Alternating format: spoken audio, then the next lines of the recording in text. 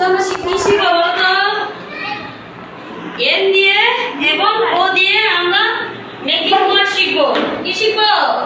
Making word শিখবো। এখানে কি দেখতে পাচ্ছ তোমরা? একটা জালের ছবি। জাল ইংরেজিতে কি বলা হয়? নেট। ইংরেজিতে কি বলা হয়? নেট। এই নেট দিয়ে আমরা কি করি? মাছ ধরি। দেখো কত ছোট ছোট মাছ। এখানে মাছ ইংরেজিতে কি? ফিশ। তাহলে আমরা এই নেট দিয়ে কি করি? মাছ ধরি। আর এটা কি? কিসের ছবি? কমলা। কমলা ইংরেজি কি? অরেঞ্জ। কমলা ইংরেজি কি? অরেঞ্জ।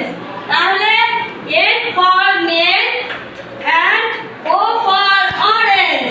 আমার সাথে সাথে সবাই বলো N for net, O for orange. আচ্ছা, তাহলে আমরা বলতে পারবো তো?